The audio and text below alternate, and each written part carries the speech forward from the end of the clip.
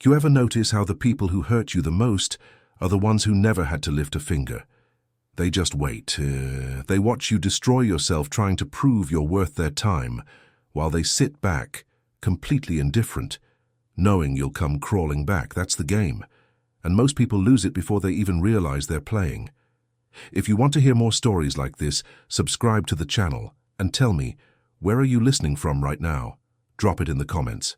This is about a man named Daniel, 34 years old, works in corporate strategy at a mid-sized consulting firm. On paper, his life looks fine, decent salary, clean apartment, a girlfriend of 2 years named Rachel.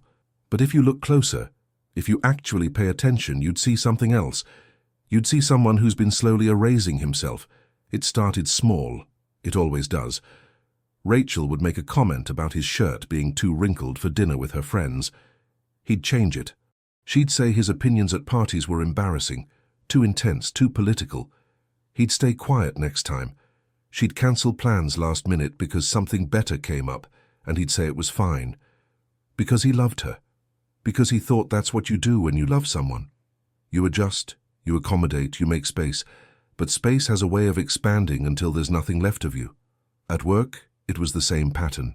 His manager, a guy named Trevor, mid-40s, the kind of man who mistakes loudness for leadership. Trevor had this habit of cutting Daniel off mid-sentence during meetings. Sometimes he'd take Daniel's ideas and present them as his own an hour later. Other times he'd just dismiss them outright with a condescending smile, like Daniel was a child who'd suggested something adorable but useless. And Daniel, he'd sit there, jaw tight, saying nothing, telling himself it wasn't worth the fight. That if he just kept his head down and did good work, it would speak for itself. That's what they tell you, right? Work hard. Be patient. Good things come to those who wait. Except they don't. Not when you're teaching people that disrespecting you has no consequences. One Friday evening, Daniel was supposed to meet Rachel at 7. They'd planned it 3 days earlier. A new restaurant she'd been talking about. He left work early, showered, put on the shirt she liked. Showed up 10 minutes before 7. Texted her he was there, 7:15, no response, 7:30, nothing. He ordered water. The waiter kept glancing at him with that look, the one that says, "Yeah, we've all been there." 8 o'clock. His phone finally buzzed. Rachel's message was 3 words. Can't make it. No apology. No explanation. Just those 3 words, like she was declining a meeting request. Daniel stared at his phone. His chest felt tight. Not from sadness, from something else. Something he'd been pushing down for months, maybe years. He paid for the water he didn't drink and walked out into the cold. That night, lying in bed, he couldn't sleep. He kept replaying moments, all the times Rachel had rolled her eyes when he talked about something he cared about. The way Trevor smirked whenever Daniel offered input. His friends, the ones who only called when they needed something, then disappeared until the next favor. Even his own family. His mother, who always had a subtle criticism disguised as concern. When did this happen? When did he become the person everyone felt comfortable disrespecting? He thought about confronting Rachel, imagined the conversation.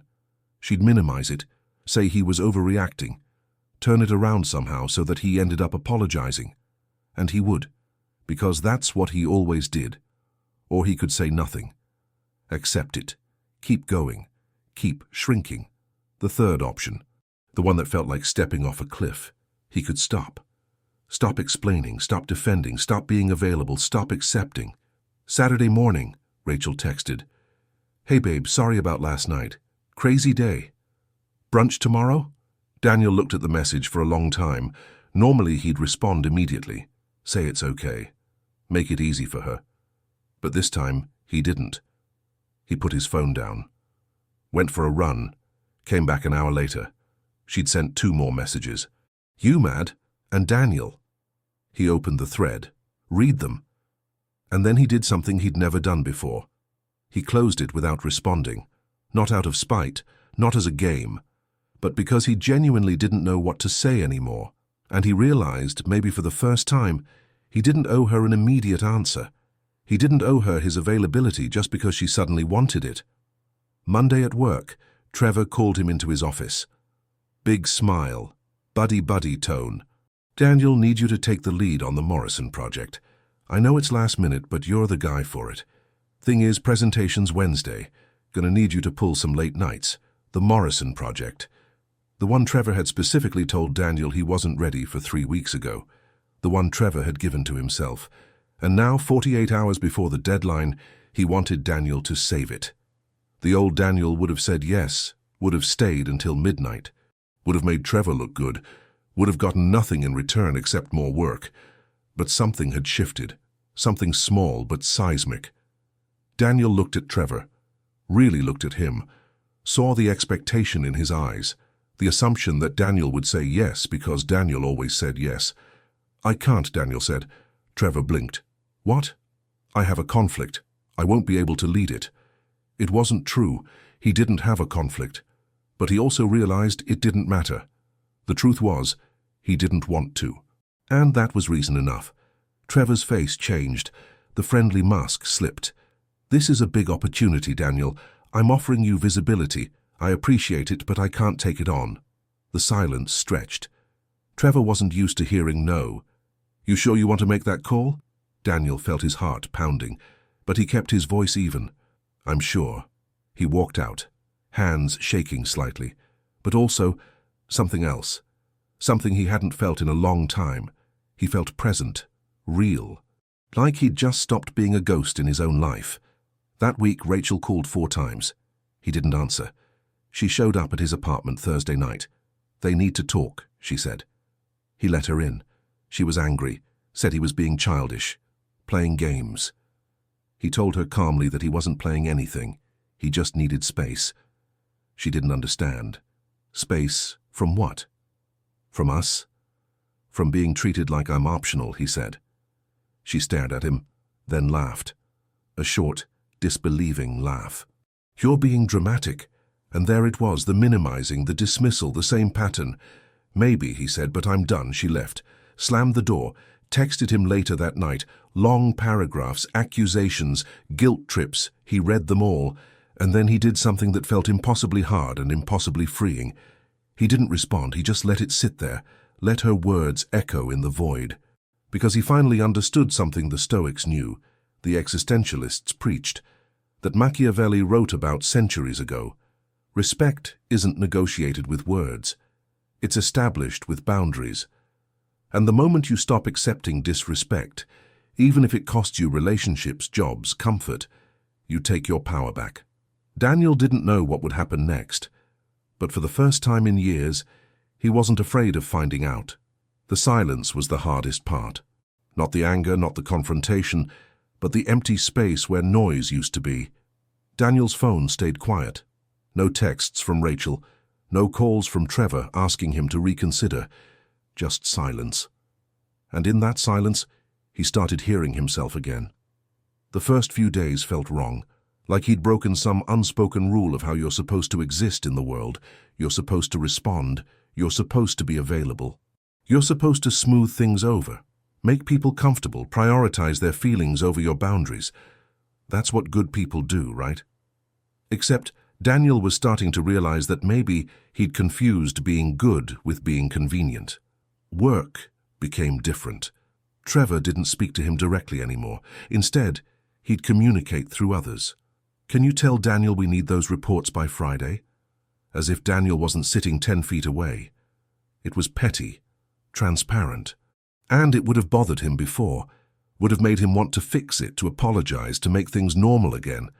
But now, he just did his work, showed up, delivered what was required.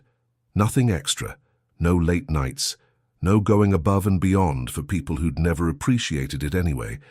And something strange happened, without him scrambling to prove himself, without him volunteering for every impossible task. The quality of his actual assigned work became visible, clear, undeniable. His colleague Martin noticed first. They were in the break room. Martin making coffee, Daniel staring out the window. "You've been different lately," Martin said. Not a question, just an observation. Daniel shrugged. "Just focused." Martin smiled. "It's more than that. You stopped trying so hard, and weirdly it's working.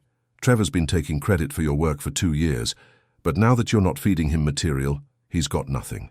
People are noticing. Daniel hadn't thought about it that way, but Martin was right.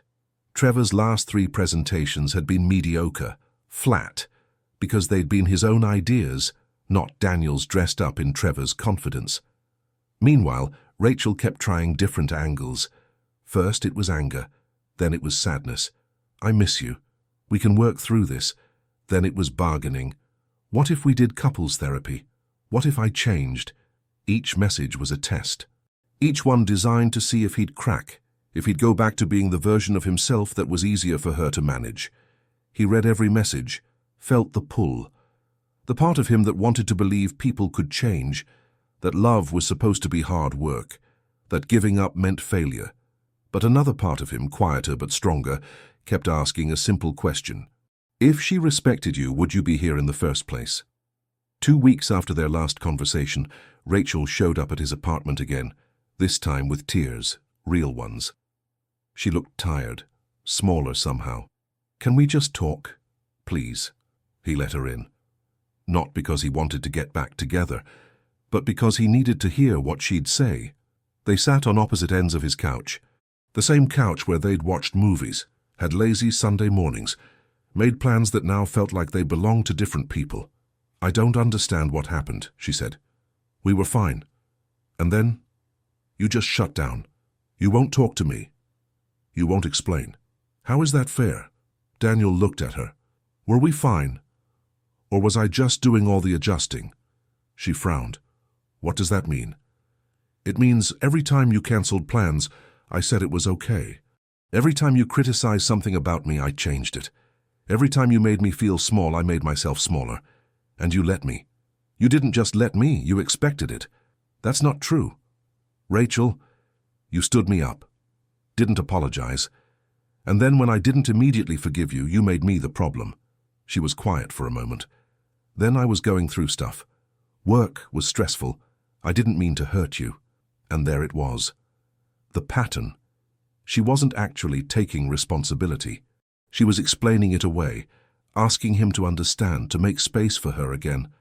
I know you were going through stuff, Daniel said, but you never asked what I was going through. You never made space for me. It was always about what you needed. And I gave it, until I didn't have anything left. So that's it? We're done? Because I made mistakes? We're done because you don't respect me, and I'm done not respecting myself. She stared at him. Something shifted in her expression, hurt turning into something colder. You think you're better than me now because you read some philosophy, because you're playing hard to get? I'm not playing anything. I'm just not available anymore. She stood up, grabbed her jacket. You're going to regret this.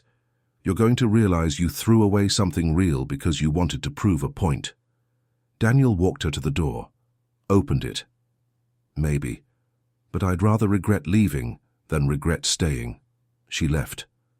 This time, no slammed door, just a quiet click, and he knew with absolute certainty she wouldn't be back.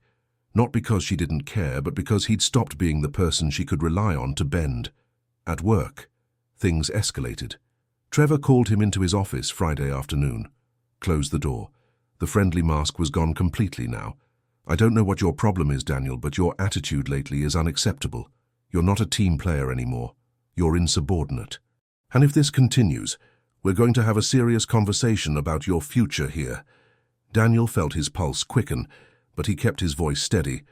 What specifically have I done that's insubordinate? Trevor blinked. Excuse me, you said I'm insubordinate. I'm asking for specific examples.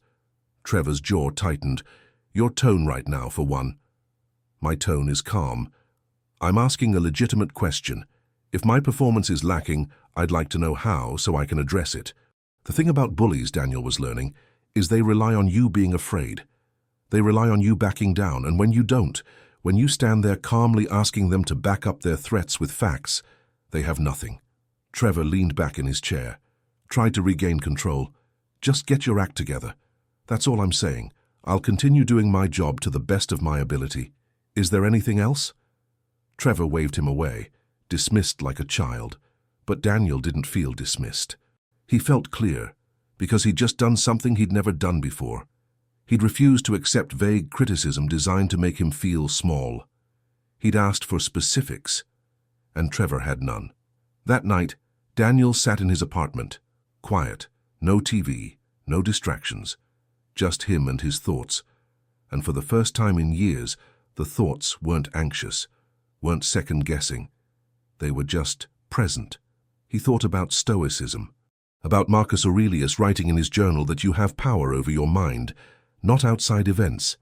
He thought about existentialism, about Sartre saying we're condemned to be free, that we're responsible for our choices. He thought about Machiavelli writing that it's better to be feared than loved, if you can't be both. And he realized all of it pointed to the same truth. Respect isn't something you ask for, it's something you require. And the moment you stop accepting less, everything changes. Not because people suddenly decide to treat you better, but because you decide you're worth more than their scraps. His phone buzzed. A text from an unknown number. Daniel, it's Claire from the Leadership Summit last year. Heard you might be looking for new opportunities. We should talk. He stared at the message. Claire. He remembered her. VP at a competing firm. They'd had one conversation about strategic forecasting. He'd thought nothing of it, but apparently she'd remembered him. He didn't respond immediately. Instead, he smiled, because he was starting to understand something. When you stop chasing, when you stop proving, when you just exist with quiet confidence in your own value, people notice, the right people, and the ones who don't. They become irrelevant. Daniel met Claire at a coffee shop downtown, neutral territory. She was early, already seated with an espresso, scrolling through her tablet. When she saw him, she stood. Firm handshake, direct eye contact. The kind of person who didn't waste time on pleasantries. I'll be honest, she said once they sat down. I've been watching your work for a while. That forecasting model you built last year, the one for emerging market volatility, that was impressive. Smart. Original. Daniel nodded. Thank you. So why are you still working for Trevor? The question caught him off guard.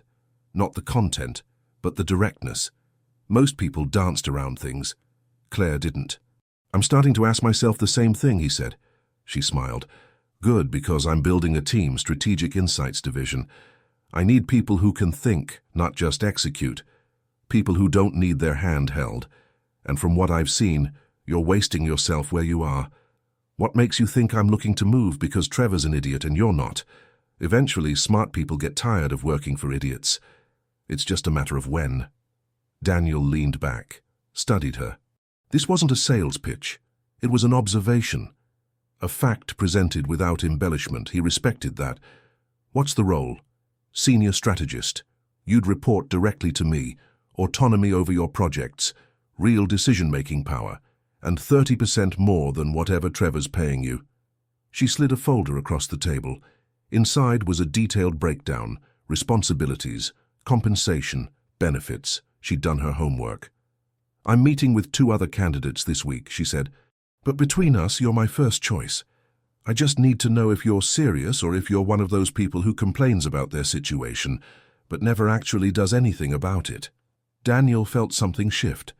A year ago, hell, a month ago, he would have hemmed and hawed, asked for time to think, worried about burning bridges, felt guilty about leaving. But now, sitting across from someone who saw his value without him having to prove it, the answer was obvious. When do you need an answer? Monday, you'll have it Friday. Claire raised an eyebrow. Confident, I like it. They talked for another 20 minutes. She outlined her vision for the division, asked him questions that actually mattered, about methodology, about how he approached problems, about what he wanted from his career. Not once did she talk over him or dismiss his input. It was a conversation between equals. When they finished, she shook his hand again. One more thing, Daniel. The reason I'm building this team is because I'm tired of politics. I don't care about ego. I don't care about credit. I care about results and respect. If those aren't your priorities, this won't work. They're my priorities. Good. Then I'll see you Friday. Daniel walked back to his apartment. The city felt different, sharper, more alive. Or maybe he felt different, like he'd been walking through fog for years and it was finally lifting. That night he drafted his resignation letter, Simple. Professional.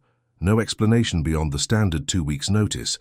He read it 3 times, made sure there was nothing emotional, nothing that could be used against him, just facts. He didn't send it yet. He'd wait until after he gave Claire his answer. But writing it felt good, felt like closing a chapter that should have ended long ago. Saturday morning, his brother called. Jake, 2 years younger. They hadn't spoken in months. The conversation started casual. How's work? How's Rachel? The usual surface-level check-in. We broke up, Daniel said. Jake paused. Oh man, what happened? I stopped accepting how she treated me. Another pause. Longer this time. Good, Jake finally said.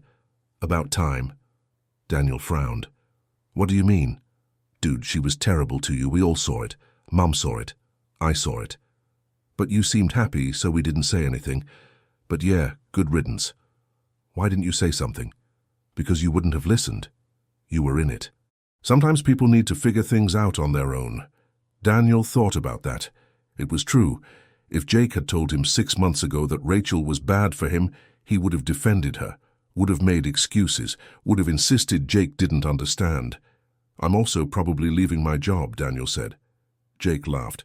Dude, who are you and what did you do with my brother? What's that supposed to mean?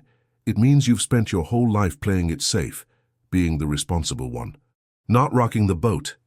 And now you're blowing up your entire life. It's kind of awesome. I'm not blowing it up. I'm just done settling. Same thing. But seriously, I'm proud of you. It takes guts to walk away from comfortable misery. After they hung up, Daniel sat with that phrase. Comfortable misery. That's exactly what it had been. Not painful enough to force change, but not fulfilling enough to feel alive. Just existing in the grey space between the two. Monday at work was strange. He moved through the day with a detachment he'd never felt before, attended meetings, responded to emails, but there was no investment, no emotional stake. He was already gone in his mind. Trevor seemed to sense it, called him into his office again. This time the tone was different, less aggressive, almost conciliatory. Look, Daniel, I think we got off on the wrong foot last week. You're a valuable member of the team. I don't want there to be tension between us. Daniel nodded, said nothing. I'm working on a new initiative, high visibility. Could be good for your career. I'd like you involved. It was a test. Trevor was checking if Daniel could be brought back into the fold, if the boundaries Daniel had set were real or just temporary rebellion. I appreciate the offer, Daniel said, but I'm going to pass. Trevor's expression tightened.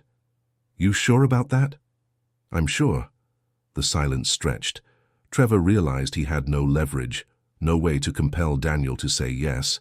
And that realization, the shift in power, was visible on his face. All right, Trevor said finally. Your call. Daniel left the office, and for the first time, he understood something fundamental. The moment you stop needing something from someone, they lose all power over you. Trevor could offer opportunities, threaten consequences, play games. None of it mattered anymore, because Daniel had already decided he was leaving. That evening, he called Claire. She answered on the second ring. Friday came early, she said. I don't need until Friday. I'm in. He could hear the smile in her voice. Excellent. I'll send over the paperwork tonight. When can you start? I'll give 2 weeks' notice tomorrow. So 2 weeks from Wednesday. Perfect. Welcome to the team, Daniel. After he hung up, he sat in the quiet of his apartment. No anxiety, no second-guessing, just clarity. He'd made a decision based on what he wanted, not what he was afraid of losing. And that simple shift changed everything. Tuesday morning, Daniel walked into Trevor's office, handed him the resignation letter. Trevor read it. His face went through several emotions. Surprise, anger, something that almost looked like panic. Where are you going? Daniel smiled. Somewhere I'm valued. We can counter-offer.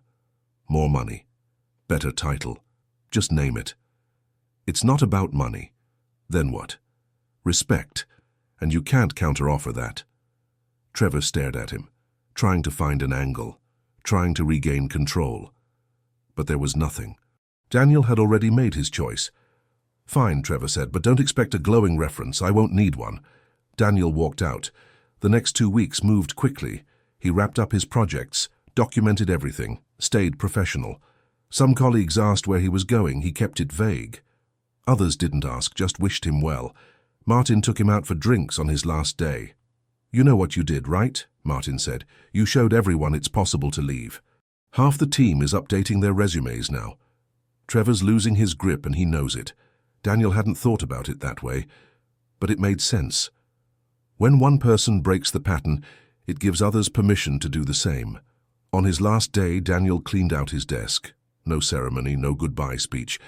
He just packed his things and left. As he walked out of the building, he felt lighter. Not because the job had been heavy, but because the pretending had been. That night, he looked around his apartment. Same space, same furniture, but everything felt different. Because he was different. He'd spent years making himself smaller to fit into other people's expectations.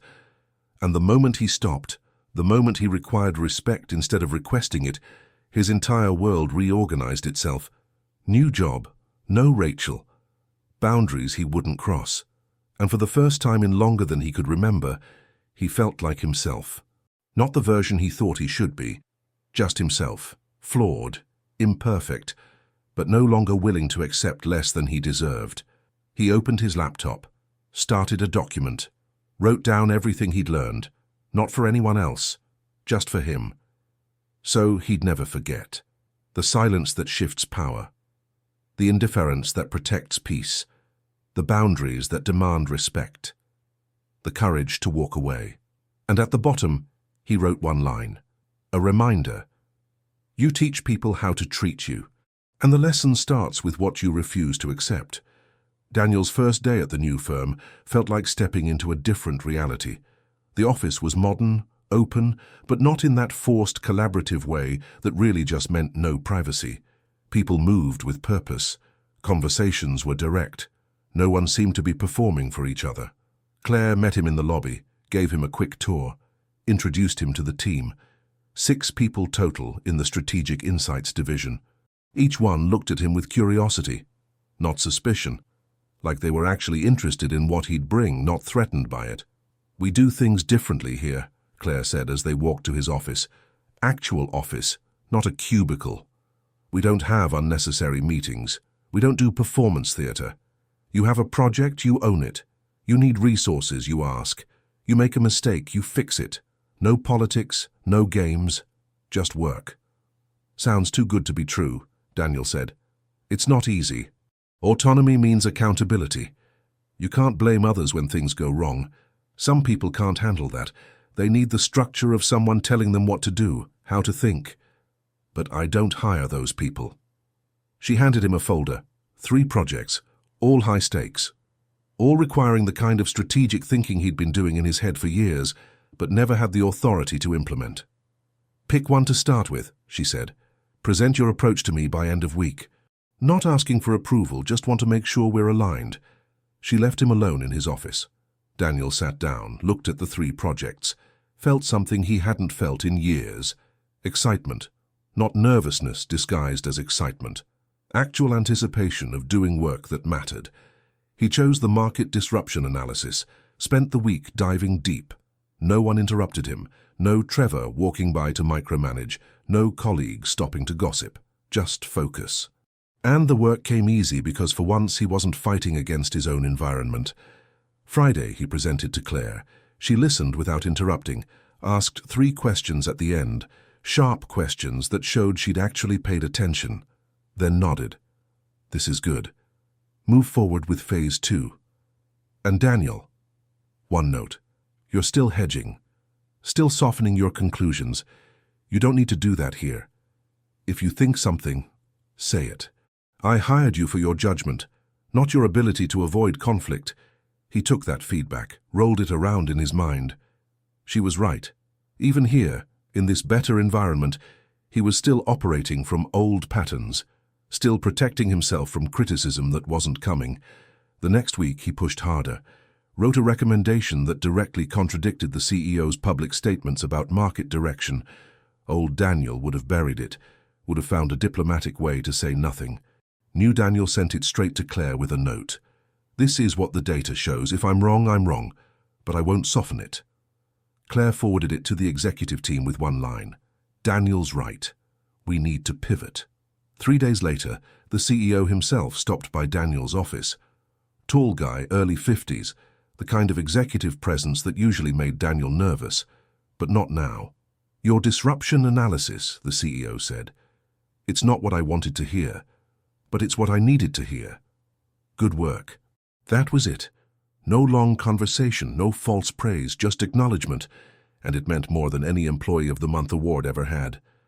Meanwhile, his personal life was recalibrating. Friends he hadn't heard from in months suddenly started reaching out. Not the ones who only called when they needed something. Those had disappeared completely when he stopped being available. But other people. People he'd lost touch with because he'd been too busy managing Rachel's needs, Trevor's demands, everyone else's expectations. His college roommate Sam called, wanted to grab drinks. They met at a bar, spent 3 hours talking. At one point, Sam leaned back and said, "Man, you're different. I can't put my finger on it, but something changed. I stopped trying to make everyone comfortable," Daniel said. Sam laughed.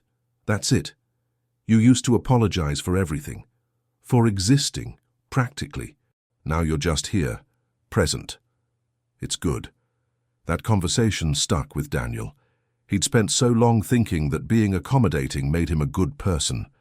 But really, it had just made him invisible, a supporting character in his own life. One evening, walking home from the gym, he ran into Rachel. Pure coincidence. She was with someone, a guy. Tall, confident, laughing at something she'd said. She saw Daniel. Her expression flickered. Surprise.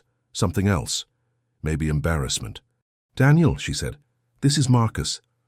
Daniel shook Marcus's hand. "Nice to meet you."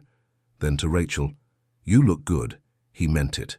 No bitterness, no hidden agenda, just a simple observation. "You too," she said. "I heard you left your job, started a new one. How's that going?" "Really well." An awkward pause. Marcus sensing something he wasn't part of. Rachel searching for words. "I'm glad," she finally said, "that you're doing well." Daniel nodded. "You too. Take care." He walked away, felt her watching him. But he didn't look back. Not out of spite. Just because there was nothing back there for him anymore. That chapter was closed. And he'd made peace with it. Later that night, his phone buzzed. "Rachel, can we talk?"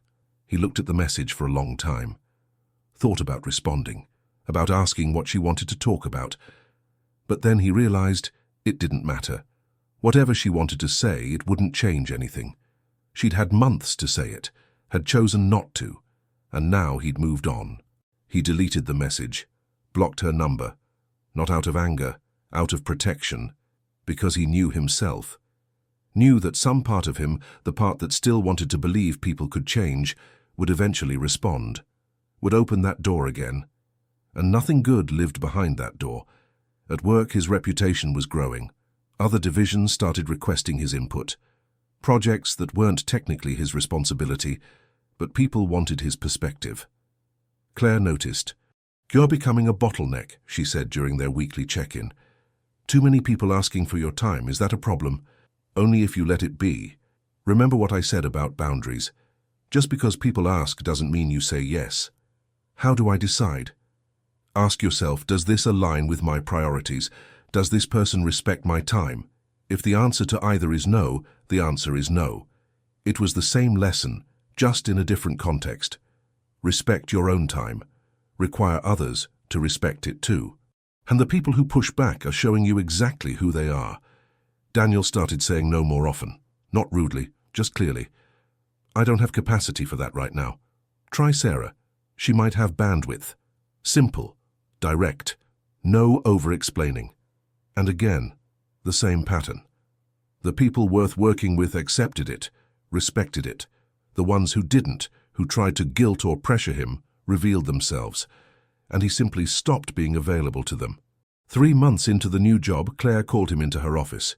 Closed the door, serious expression. "We're expanding," she said. "I need a deputy director.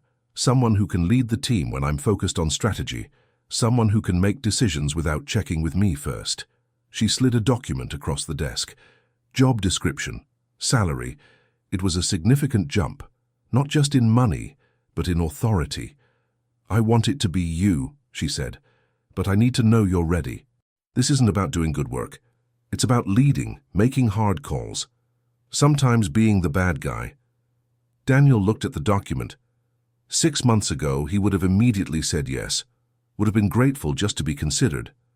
But now he actually thought about it, asked himself if this was what he wanted, if he was ready, if it aligned with where he wanted to go.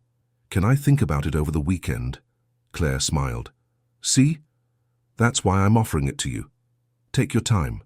That weekend, Daniel went hiking, alone, something he'd started doing more, not because he didn't have people to go with, but because he liked his own company now, liked the quiet, the space to think without having to perform or manage anyone else's experience. At the summit, looking out over the valley, he thought about the question, did he want this promotion? Yes. But more importantly, was he ready? Was he willing to be the person who made hard decisions, who set standards and held people accountable, who prioritized results over being liked? A year ago, the answer would have been no. He would have been too worried about how people perceived him, too afraid of conflict, too invested in being seen as nice. But now he understood something fundamental. Being respected matters more than being liked. And leadership isn't about making people comfortable. It's about making things better. Monday morning he walked into Claire's office. "I'm ready, let's do it." She stood, shook his hand. "Good. Welcome to the harder part." The announcement went out that afternoon. Most of the team congratulated him. A few seemed surprised. One person, a guy named Eric, who'd been there longer, seemed resentful. Didn't say anything directly, but Daniel could feel it. Old Daniel would have tried to smooth it over, would have sought Eric out, tried to explain, tried to make him feel better. New Daniel simply acknowledged it and moved on. Eric's feelings about the promotion weren't his responsibility. His responsibility was doing the job well.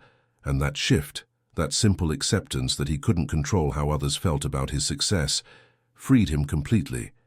Because once you stop trying to manage everyone else's emotions, you can finally focus on your own life, your own growth, your own path. That night, Daniel updated the document he'd started, added new lessons about leadership, about letting go of the need to be liked, about trusting yourself enough to make decisions that others might disagree with. And at the bottom, he added another line. "You don't owe anyone access to you, not your time, not your energy, not your presence, and the people who deserve those things will never make you feel guilty for having boundaries." 6 months into his role as deputy director, Daniel barely recognized the person he used to be. The transformation hadn't been dramatic, no single moment of enlightenment, just a series of small decisions, repeated until they became his default. And those decisions had rebuilt him from the inside out. The team respected him, not because he tried to be liked, but because he was consistent, fair, clear about expectations. When someone did good work, he acknowledged it. When someone missed the mark, he addressed it directly, without softening the feedback into meaninglessness. And people responded. They knew where they stood.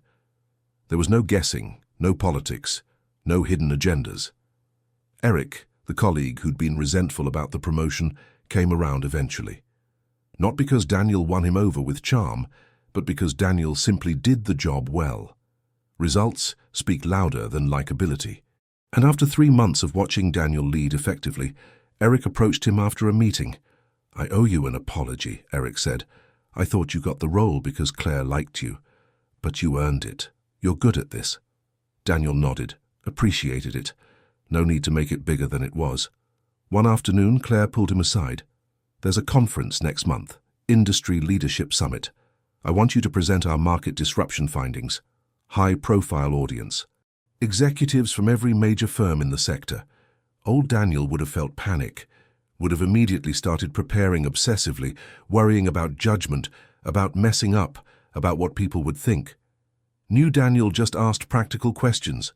"What's the time slot? What's the focus? What outcome do we want?" Claire smiled. "See, this is why you're good at this. You don't get caught up in the performance anxiety. You just focus on the work. The work is the only thing I can control." Exactly. Daniel spent 2 weeks preparing, not rehearsing a script, but internalizing the data so thoroughly that he could speak about it naturally, answer any question, pivot if needed. He wasn't trying to impress anyone.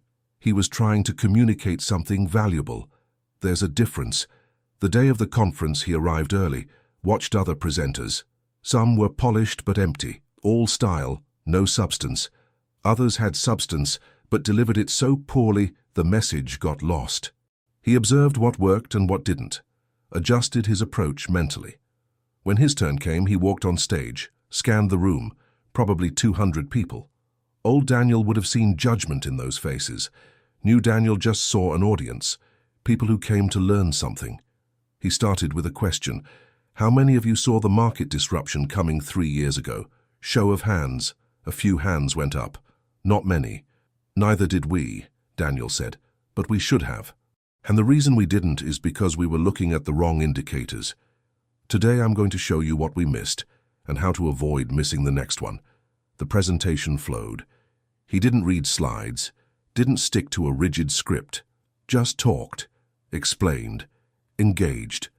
When someone asked a challenging question, he didn't deflect. He either answered directly or admitted he didn't know, but would find out. Afterward, people approached him, exchanged business cards, asked follow-up questions. One older executive, probably late 60s, pulled him aside. "You remind me of myself 30 years ago," he said. "Confident without being arrogant, clear without being condescending. That's rare. Keep doing what you're doing." Daniel thanked him and realized something. Compliments didn't hit the same way they used to. He didn't need external validation to know he'd done well. He already knew. The validation was nice, but it wasn't necessary. That shift alone showed how far he'd come. That night, sitting in his hotel room, he thought about the journey. A year ago, he'd been drowning, invisible in his own life, accepted disrespect as normal, believed that's just how things were. Now he'd built something solid, career momentum, self-respect, boundaries that people didn't cross because they knew he'd enforce them, not aggressively, just firmly. And that firmness had changed everything. His phone rang. Unknown number. He almost didn't answer, but something made him pick up. Daniel. It was Trevor, his old manager. The voice was different, less authoritative, almost uncertain. "Hey, Trevor, what's up? I heard about your presentation at the summit. People are talking about it. Impressive. Thanks." A pause. Then, "Look, I wanted to reach out.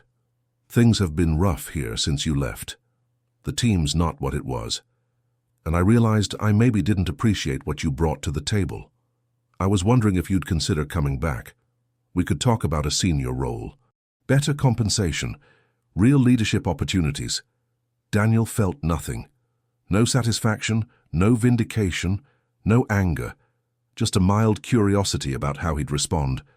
"I appreciate the offer, Trevor. But I'm where I'm supposed to be. We could really use you here." "I'm sure you could. But that's not my problem to solve anymore." Another pause. Longer. Then Trevor said, "I get it. I screwed up. I know that now. I treated you like you were replaceable and you weren't."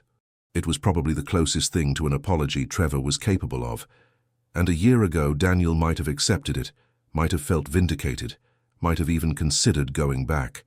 But now he understood that Trevor's regret didn't erase the disrespect, didn't undo the years of being undervalued.